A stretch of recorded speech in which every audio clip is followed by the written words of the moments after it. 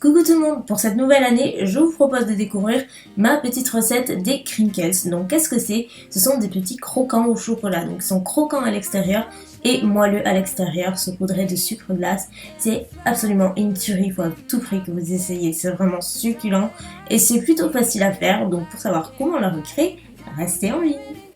Donc pour cela, il vous faudra 200 g de farine, 65 g de cassonade ou de sucre classique si vous le souhaitez, une plaquette de chocolat au lait, 2 œufs, du sucre glace, 50 g de beurre mou au préalable, ainsi qu'un peu de levure et du sucre vanillé.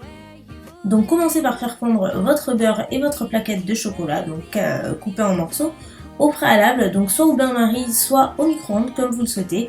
Moi j'ai fait au bain-marie parce que c'est juste une question de pratique pour filmer, c'était le plus simple, mais au micro-ondes ça marche très très bien. Ensuite, dans un saladier, commencez par verser donc la cassonade ainsi que les 2 œufs, puis le sucre vanillé et mélangez bien jusqu'à ce que ce soit bien homogène comme toute préparation. Ajoutez ensuite le mélange de chocolat et de beurre fondu dans votre préparation, puis mélangez une nouvelle fois. Et une fois que c'est fait, vous pouvez ajouter les ingrédients secs, à savoir la farine, une cuillère à café de levure environ, et vous pouvez aussi ajouter une petite pincée de sel pour avoir cet effet encore plus moelleux et bien levé, des petits gâteaux. Puis mélanger, donc là ça va se durcir un petit peu. Après ça ressemble à ça, et placez votre préparation au chocolat au frigo pendant environ 1h30.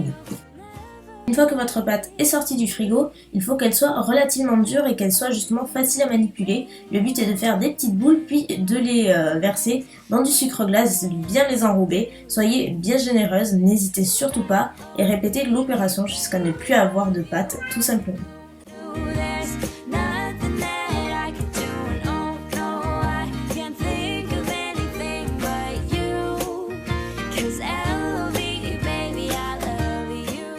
Enfournez-les sur une plaque sulfurisée à 180 degrés pendant 10 minutes, pas plus, veillez à bien les surveiller assez régulièrement. Et une fois que c'est cuit, ça ressemble à ça. Donc n'hésitez pas à rajouter du sucre glace si vous voyez qu'il en manque, puisqu'avec la cuisson, ça a tendance à partir un petit peu, donc vous pouvez tout à fait en rajouter.